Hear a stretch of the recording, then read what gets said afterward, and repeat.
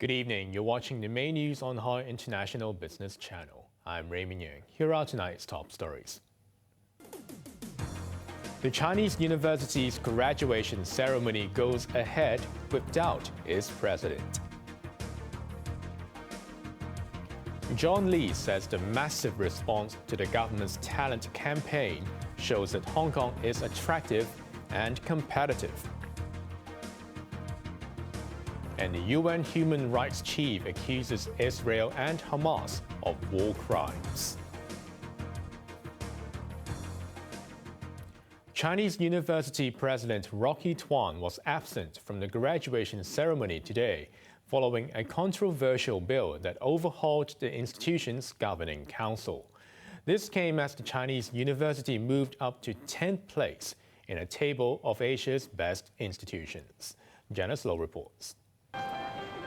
The Chinese university's three-day graduation ceremony kicked off today. The Vice-Chancellor and President, Professor Rocky Tuan, is unable to attend the congregation.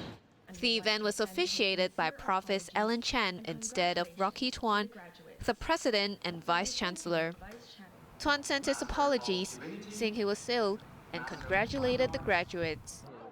Tuan and Chen had earlier written a joint email urging students not to disrupt the solemn event.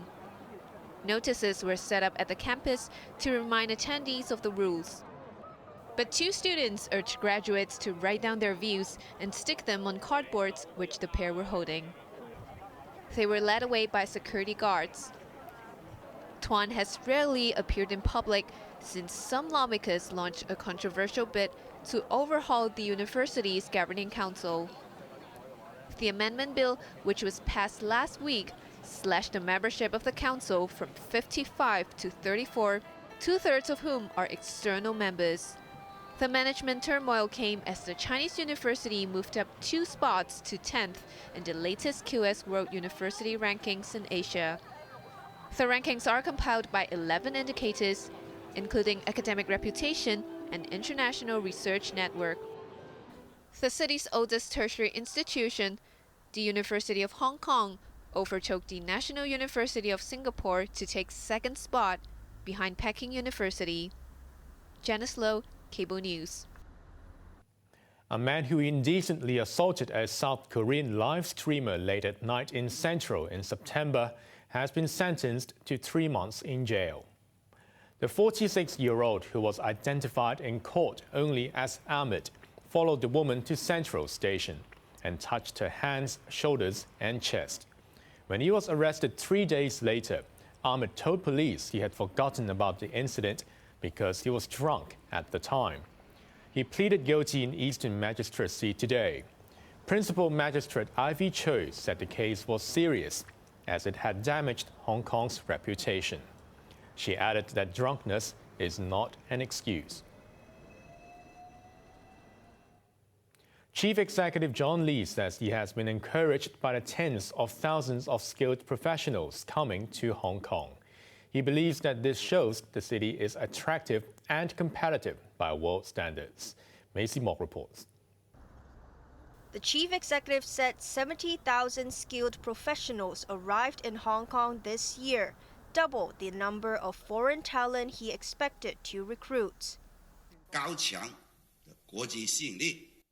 John Lee said this proves that the SAR is highly attractive and competitive. He was speaking at the inauguration of the Top Talent Services Association, a group formed by mainland university graduates to help non-locals to adapt to life in Hong Kong. Lee disclosed that over 180,000 applications from various talent admission schemes were received in the first 10 months of this year, also exceeding expectations. About 60% have been approved. The Top Talent Pass scheme alone attracted around 50,000 applications, of which 78% qualified. Mainlanders at today's ceremony took the opportunity to press their demands when they met Labor Minister Chris Sun. This man urged the government to make special arrangements for mainland and overseas talent to apply for identity cards, saying he had to queue for 2 hours. In response, Sun pleaded for understanding, pointing to the immigration department's heavy workload. Sun said his 11-year-old son had to wait for a long time when he applied for a juvenile identity card. Others urged the government to organize more job fairs and offer incentives to buy flats. Maisie Mock, Cable News. Fewer food items now contain a type of unsaturated fat that can cause heart disease, according to the Center for Food Safety. The center tested 149 samples, but only 6, including egg tarts, Chinese dough sticks, and pop pastry on soup, exceeded the World Health Organization level. The WHO recommends less than 2 grams of industrially produced trans fatty acid for every 100 grams of total fat. 4 years ago, 25% of the samples tested had a higher than recommended dosage. Trans fatty acid contains a substantial amount of partially hydrogenated oil, which will be banned in Hong Kong next month. Turning overseas, the United Nations Human Rights Chief has accused Israel and Hamas of war crimes as the Palestinian death toll in the Gaza conflict climbed to over 10,500.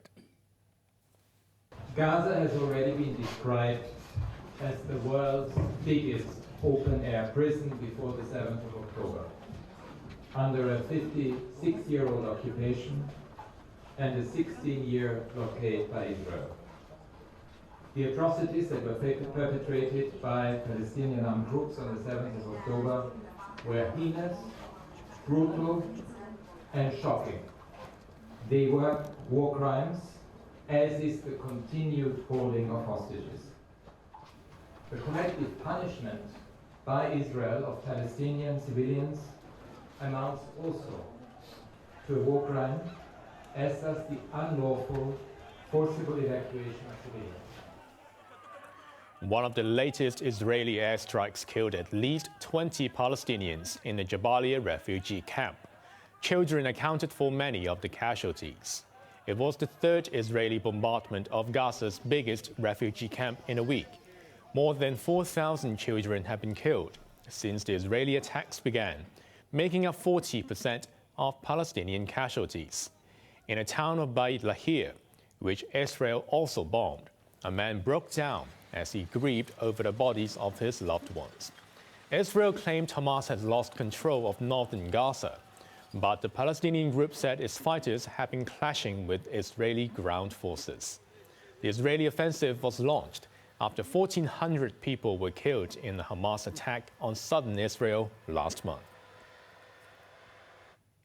The United Nations has heard that almost 10,000 civilians have been killed in Ukraine since the Russian invasion in February last year.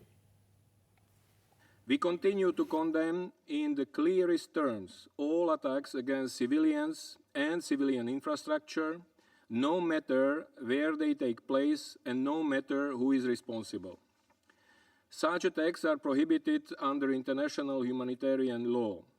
They are unacceptable and must cease immediately. The Security Council was told that the Ukrainian conflict claimed 9,933 civilian lives in 20 months.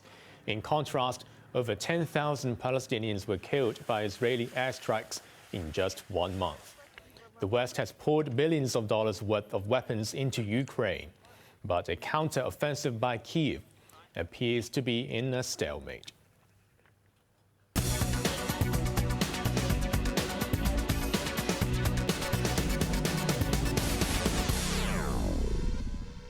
Deflationary pressure has increased on the mainland, in sharp contrast with the West, which is battling rising prices. China's consumer price index for October slipped 0.2% from a year ago. A major reason was a drop in overall food prices. The producer price index fell at a slightly faster pace of 2.6%, declining for the 13th month in a row. With demand remaining sluggish, economists expect the authorities to introduce further measures to boost consumption. Now let's take a look at the markets. The Hang Seng Index ended the day down by 57 points.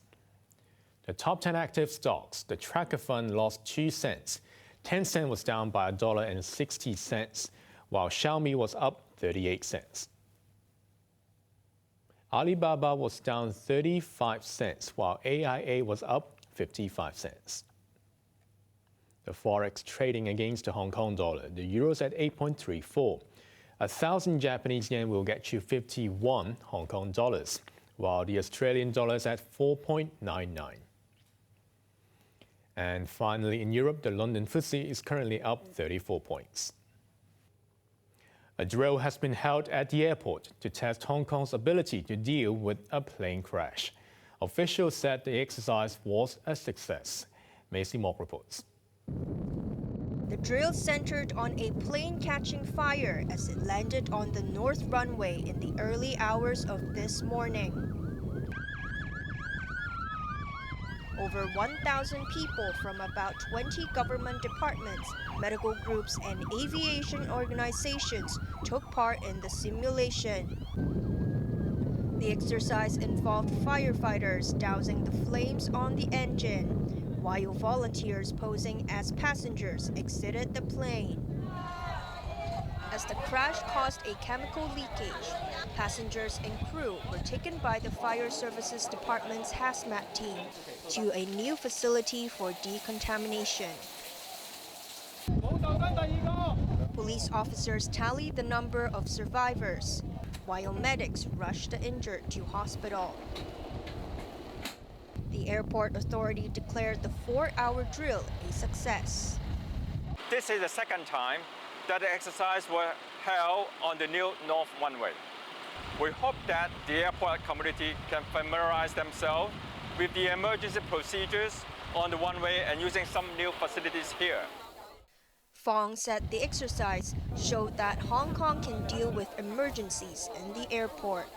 Maisie Mock, Cable News. Finally, the weather. Mainly cloudy tomorrow with 1 or 2 rain patches and sunny intervals. Temperatures will range between 25 and 29 degrees, becoming dry from Sunday as an intense northeast monsoon arrives. And that's our main news for Thursday night. Join us for more news at 11. I'm Raymond Yeung. Good evening.